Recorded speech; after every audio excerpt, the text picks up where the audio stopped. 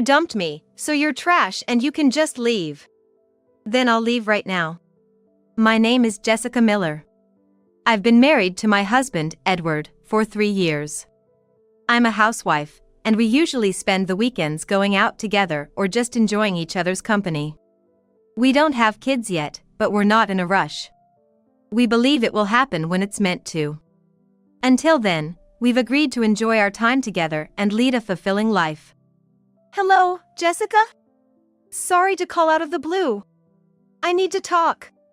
Can we meet up soon? The trouble started with a call from my friend, Summer. Summer and I weren't super close, but we weren't estranged either. We caught up from time to time. What's up? You sound serious. Of course, I'm here to listen if you need me. Thanks. How about next Saturday? Just a sec. Yeah, Saturday works for me. Great. Let's meet at 11 at Blue Sky Cafe. Okay. See you next week. Summer sounded down, almost serious. It was enough to make me worry. Then, on the day we were supposed to meet. Sorry to keep you waiting. Jessica, it's been a while. How have you been? I've been good. And you, Summer? I'm okay, but... Summer's expression turned grim. I could tell something was up. Let's go inside and talk about it. How about we chat over lunch? Yeah, thanks. We entered the cafe and ordered lunch. Sipping our drinks, we waited for our food in silence. Summer sat in silence, her gaze fixed downwards.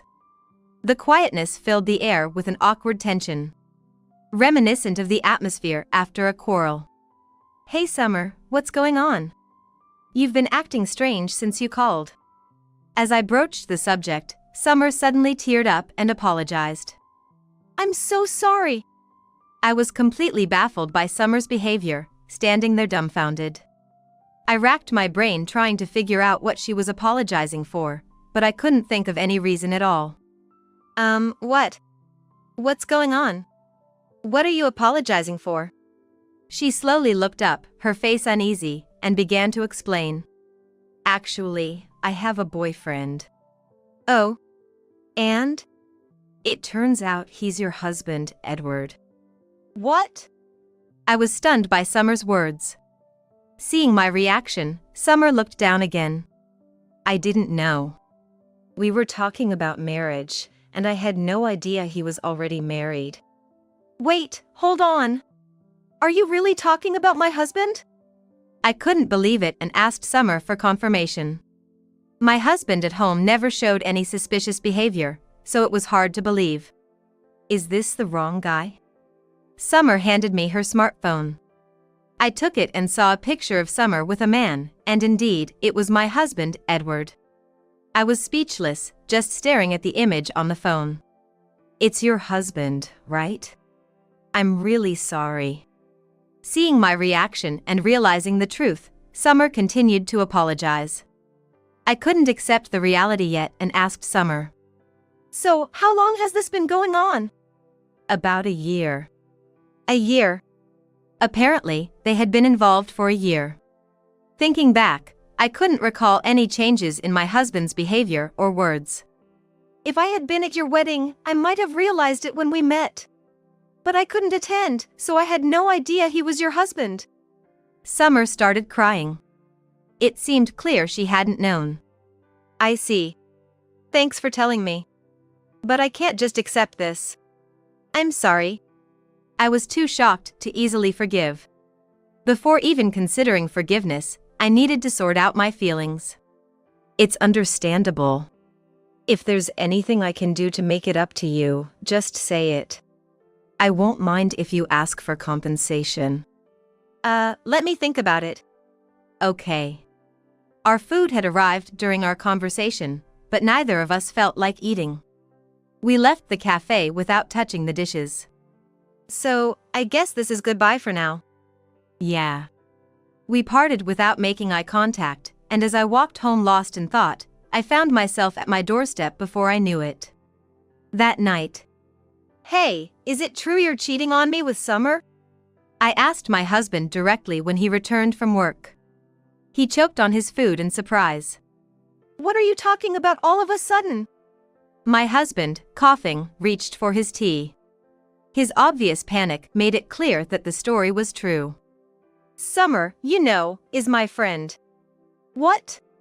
He seemed shocked, probably not expecting his affair to be with his wife's friend. Looking as surprised as if he had been shot. No, I mean, yes, Summer is a friend. You must be misunderstanding something. Really? You discuss marriage with friends, huh? No, it's just a joke. Interesting. So you kiss your friends too? It's just friendly affection. He avoided eye contact and responded with a forced smile. I realized then how quickly my feelings for him had cooled. Let's get a divorce. What? Divorce? Isn't that a bit extreme? I can't be with someone who talks about marriage and kisses their friends. I'll pick up the divorce papers tomorrow. Wait. I understand. I'll break it off with Summer and it won't happen again. It's too late for that. Good night. My husband was still saying something, but I ignored him and headed towards the bedroom. However, since we shared the same bedroom, I decided to sleep in a different room. After dinner, he came to the room where I was lying, but I pretended to be asleep and stayed that way. The next day, after he went to work, I left the bedroom, got ready, and went to the office to get divorce papers. As I was about to leave the house, I saw an email from my husband. Let's talk seriously tonight. I didn't reply and went to pick up the papers. Upon returning home, I filled them out, packed my things, and left the house. Feeling uncomfortable even being there after his infidelity. I left the divorce papers on the table. Back at my parents' house, I explained everything to them. And they supported my decision to divorce. A few days later, I contacted Summer and told her I would be seeking alimony from my husband but not from her, as she was unaware of the situation. She cried and apologized again. After some time, I realized that Summer too was a victim. She had unknowingly dated a married man and then learned he was her friend's husband, which must have been difficult for her. Summer helped me with the alimony claim, providing evidence. I asked her many questions I couldn't ask at Blue Sky Cafe, like how she realized he was married. I asked Summer how she realized he was married. She told me that once, while they were together, my husband fell asleep with his smartphone open, displaying his schedule. A day-marked wedding anniversary caught her eye, and she impulsively looked through his phone. She found photos of me and our wedding, which shocked her, causing her to accidentally drop the phone. Fortunately, it fell on the carpet and didn't break, but her hands were trembling as she picked it up, realizing she couldn't continue the relationship.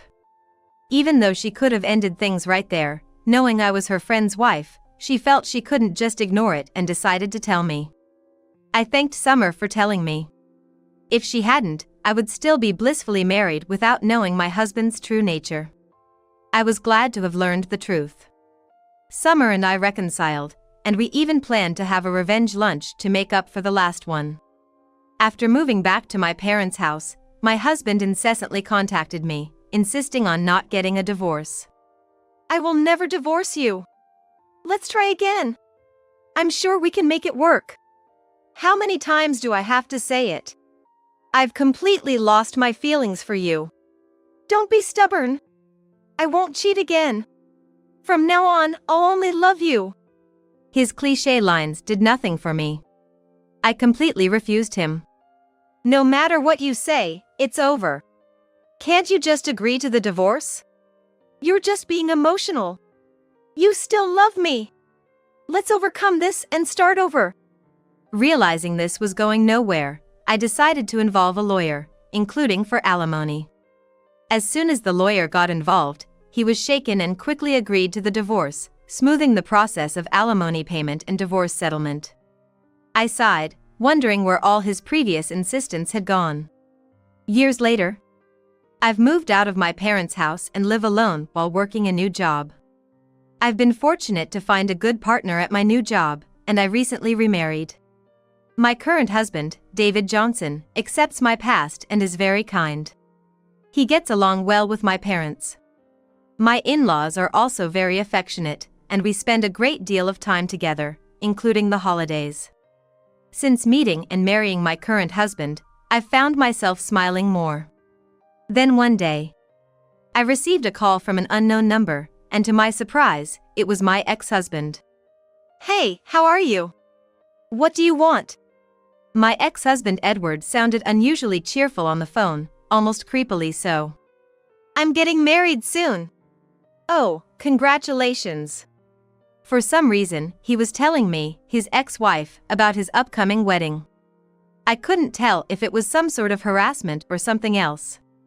I want you to come to the wedding. What? Why? It's like sharing my happiness. I did 'cause you trouble, after all. No, don't worry about me. Don't be so cold. I've already sent the invitation to your parents' house. See ya. Wait, hold on. He hung up before I could say anything more. Why would I need to go to my ex-husband's wedding?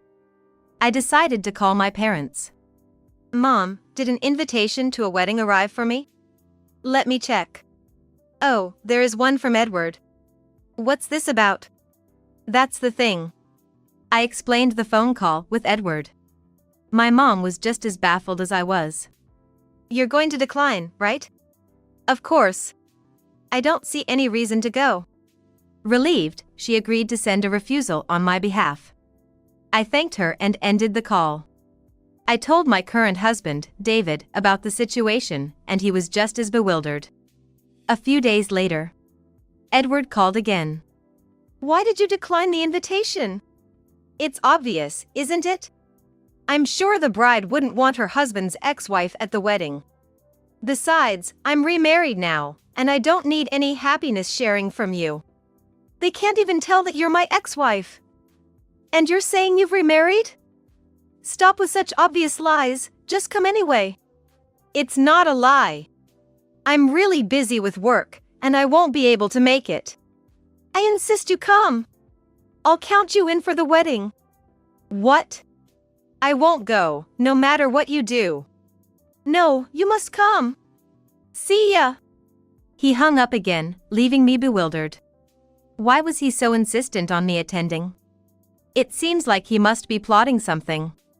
I consulted with David, and after a moment's thought, he asked for the wedding details. When and where is the wedding? Let's see, it's next month. At Cinderella wedding. I see. Next month, Cinderella wedding. How about we go together? What? You see. To my surprise, David had also been invited to the same wedding. He was unsure about going, but decided to join if I was going. On the wedding day, David and I arrived at the venue and checked in. I'll be right back from the restroom. David went to the bathroom, and I sat nearby, waiting for him. That's when Edward approached. So, you did come after all. Alone. He had a smug, unsettling smile on his face. Edward's smile was eerily unsettling. No, I was just. Come on, don't just stand here. Let's go inside. Saying that, Edward grabbed my arm and started pulling me into the venue. Ouch. Let go. Ignoring my protests, he forcefully dragged me into the chapel, where the ceremony was to be held, and made me sit down. Stay here, okay? Hey! Edward hurried off before I could say anything more. Seeing him after so long, he seemed harsher, and I even felt a bit scared. After a while, my husband David came to me with a worried look. I was looking for you. Wondered where you went. Just came out of the restroom and got caught up talking to someone I know. Sorry for being late. It's okay, don't worry. I'm fine. I didn't want to worry David, so I kept the incident with Edward to myself. Soon, the ceremony started. After it was over and during the flower shower, I caught Edward's eye. He seemed to grimace slightly when he saw David next to me, but quickly looked away and left. Moving to the reception hall, David and I were about to enter when he was approached by a group of men. apparently business acquaintances. Seeing his concern for me, I smiled reassuringly. Don't worry about me. Go ahead, I'll find our seats. I went in to find our seats but couldn't find my name anywhere. Oh no? I can't seem to find my name. David's name was there, but the name next to his was someone else's. Confused, I was looking around when Edward, grinning, approached me. What are you doing here? Aren't you supposed to be getting ready? My preparations are quick. It's the bride that takes time. Should you be here, though? I want to greet the guests. But what are you doing? His delight was obvious. And I had a bad feeling about not finding my seat. Go on, tell me. I can't find my seat. At my response, Edward burst into loud laughter, clearly aware that there was no seat for me. His laughter drew the attention of others around us. Yeah, right? You're an uninvited guest, coming here so carefree. What do you mean? There's no seat for you, obviously. But why is there a seat for my husband and not for me? My question only made Edward laugh even more, his amusement clearly annoying me. So, that guy is your husband? You should stop your delusions. Do you even know who he is? You're living in a different world. If you're going to fantasize about marriage, at least choose someone more ordinary. Edward was laughing so hard he was in tears. His attitude was extremely offensive, and I was getting increasingly irritated. So, you never intended to invite me. You just wanted to mock me. He just nodded and grinned at my words. It's your punishment for dumping me. Trash like you should just leave. It seemed like his way of getting back at me for refusing to reconcile during our divorce. It was unbelievable, but he still held a grudge after all these years. And surely, this person must not realize the gravity of the situation. I'll leave right now. I replied emotionlessly, and he chuckled, thinking I was upset. I'm the only one getting happy, sorry about that. But it's your fault, you know? Your unhappiness is your own doing. Take this as a lesson. Pointing at me with a smug face, Edward watched as I walked out of the venue. As I headed towards the exit, my husband David hurried after me.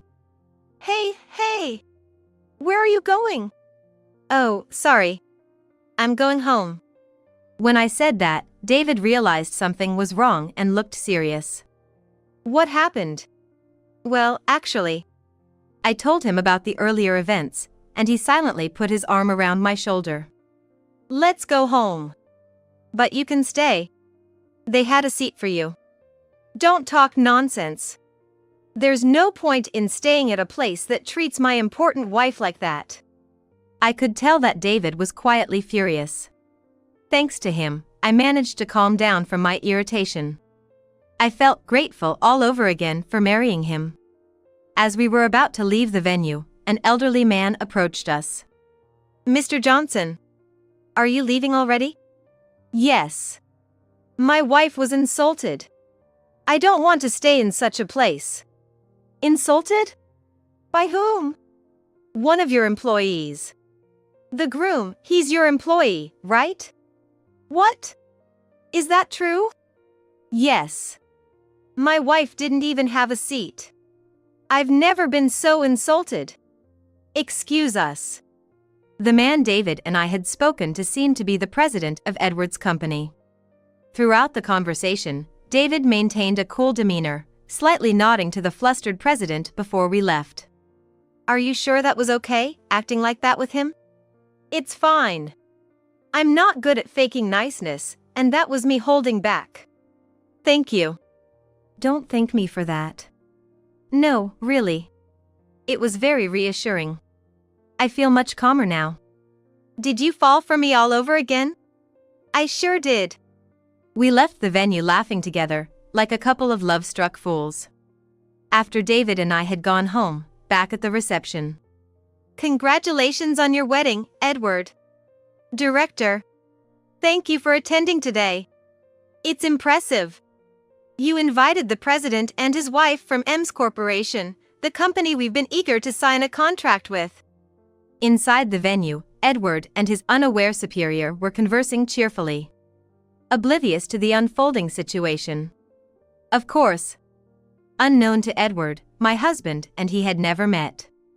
However, Edward, aware that his company was eager to secure a contract with Ems Corporation, had sent an invitation to the president of Ems Corporation, my husband, as a gamble for his own promotion.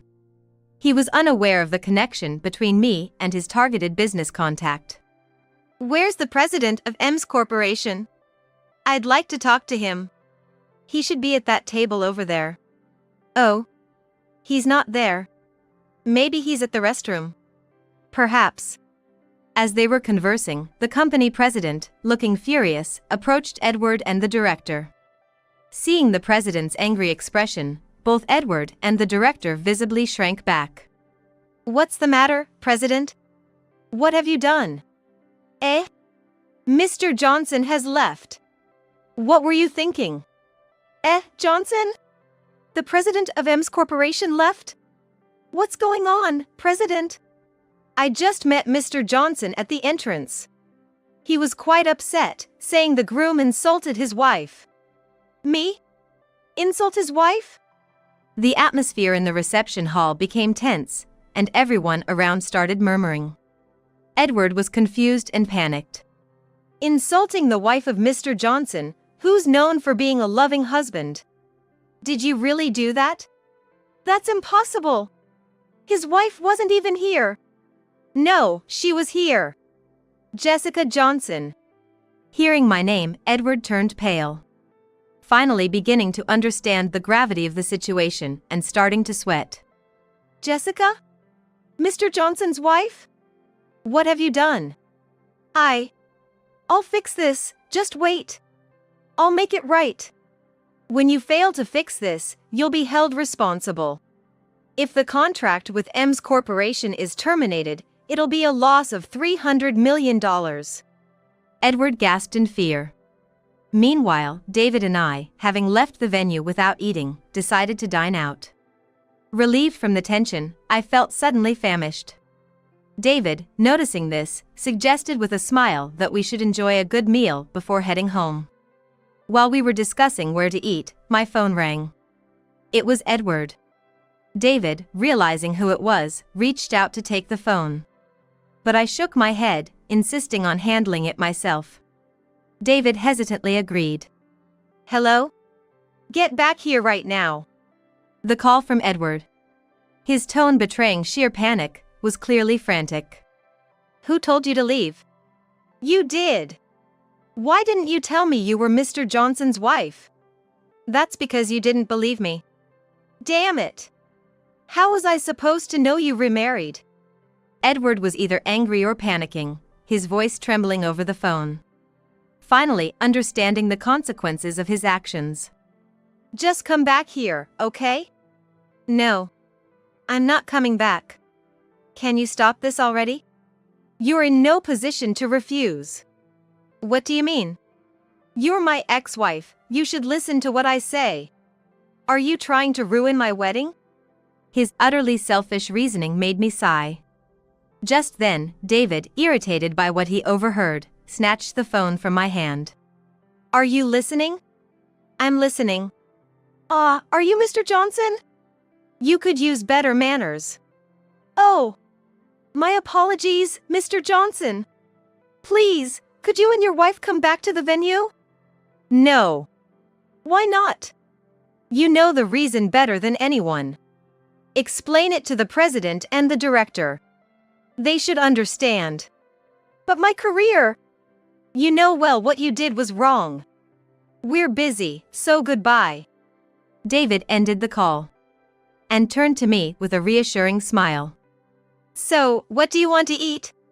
His words comforted me, and I linked arms with him again. Later, we enjoyed a full course and drinks at a French restaurant with a beautiful night view, spending our time smiling and laughing. Back at the reception, Edward was frantic.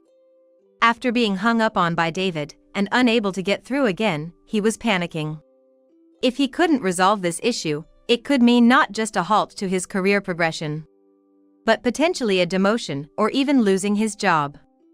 Edward, in the groom's room making phone calls, had rudely told the venue staff not to bother him even as they tried to prompt him for the reception preparations.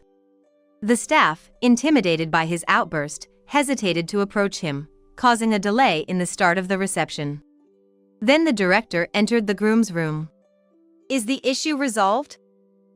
Well, it seems Mrs. Johnson wasn't feeling well and had to go home.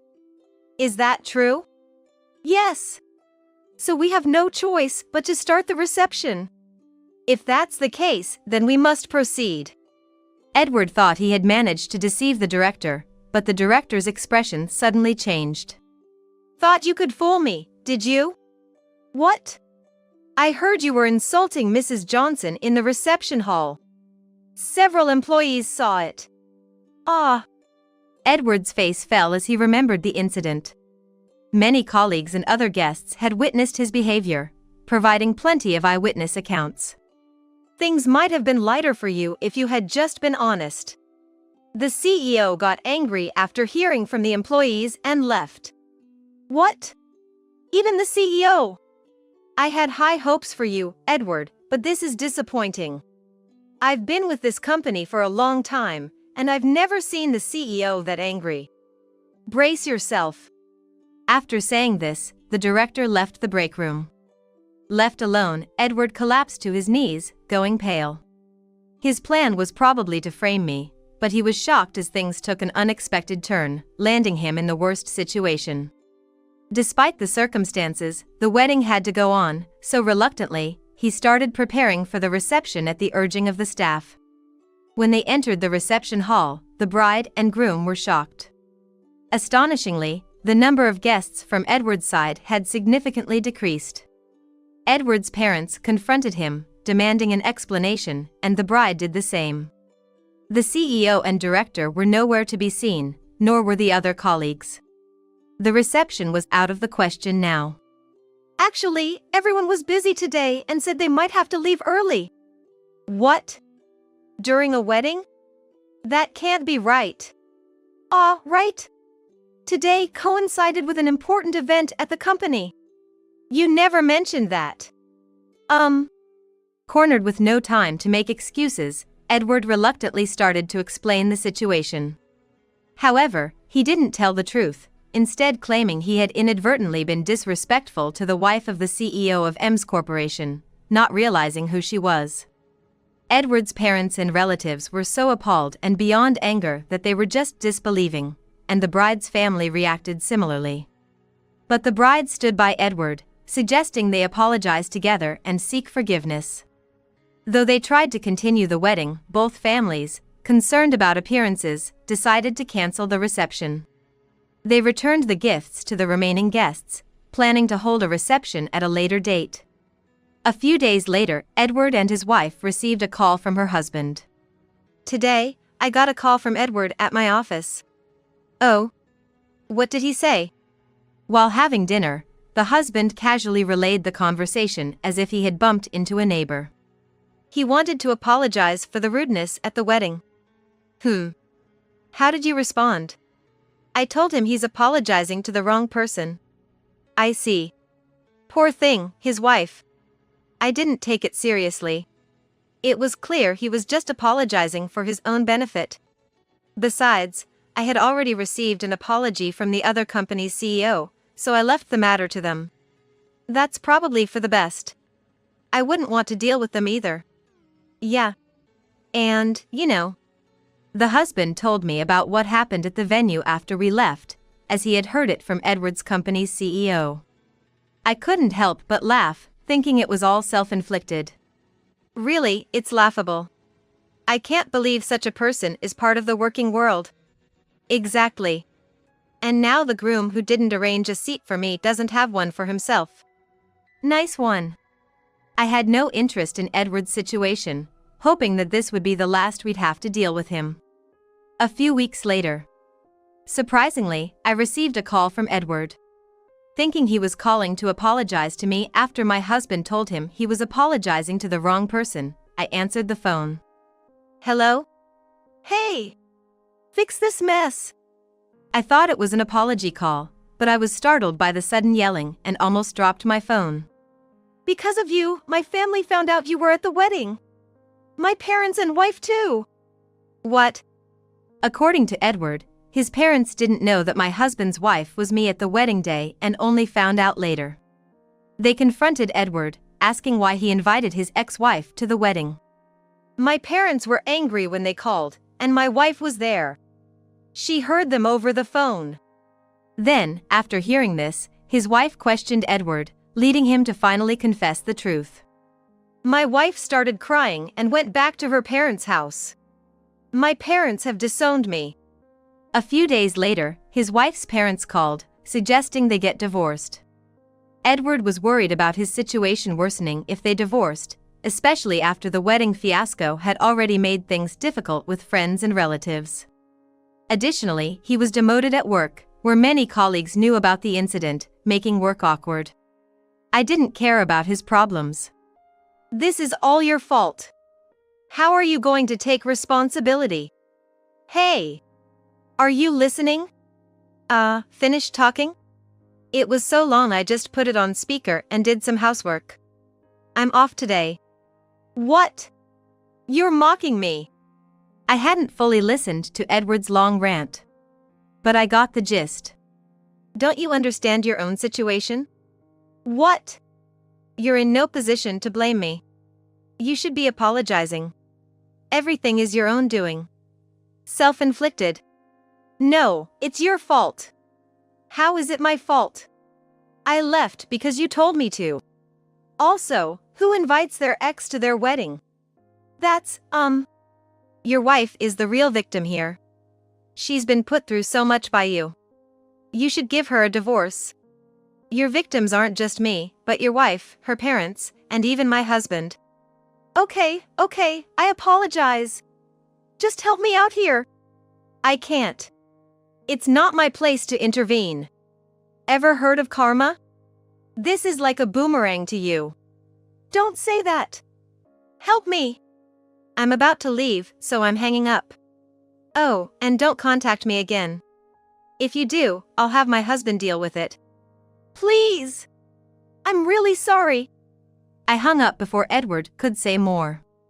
I felt relieved having said my piece. Afterwards, he called several times, but I ignored them. When I told my husband, he laughed and said I did well. The next day, Edward even showed up at my husband's office, but was escorted out by security. A few days later, I got a call from an unknown number.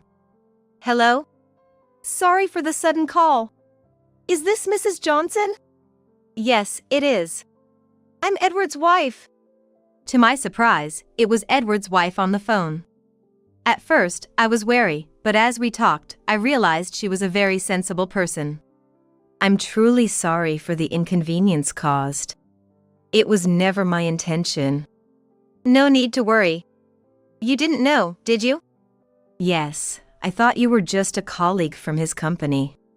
But still, I'm sorry for the trouble caused at my wedding.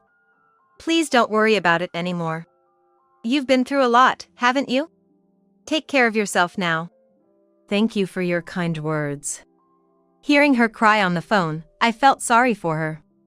There was nothing I could do, but it hurt to see someone get hurt because of him. Are you getting a divorce? Yes. I can't trust him anymore. I never imagined he would do something like this. We're currently going through mediation. According to her, her family owns a business and isn't short on money. So, during the mediation, she's not asking for alimony but only wants him to cover the wedding expenses. That's good to hear. I believe you'll find happiness far greater than what you've suffered. I divorced that man and remarried my current husband, and I've never been happier. I hope so. Thank you for your concern. There's not much I can do, but I wish you all the happiness in the world. With those words, we ended the call. Afterwards, Edward got divorced. Unable to cope with the uncomfortable situation at his company, he resigned voluntarily. It turns out, his recent remarriage was to a wealthier partner, and Edward, having relied on this, didn't worry about money. However, he had squandered his own savings on gambling and lavish gifts to hostesses before the marriage. As a result, he was unable to pay for the wedding expenses and found himself in debt. After losing his job, he hurriedly looked for work and found a job with accommodation. Initially, he thought he was lucky, but upon starting, he realized it was hard labor with low pay. The living conditions were poor, with a rundown shared bathroom and toilet, and he struggled to repay his debt while barely making ends meet. As for me, I stopped receiving calls from Edward and enjoyed a peaceful life. I received updates from Edward's ex-wife, which gave me a sense of closure. Shortly after, I found out I was pregnant. My husband and I were thrilled, and he even started buying toys in excitement. We shared the news with both families, who were equally delighted, and a baby crib was already set up. Even though there was still half a year until the due date. Living in such happiness, I feel I might be the happiest person, spending my days content and healthy.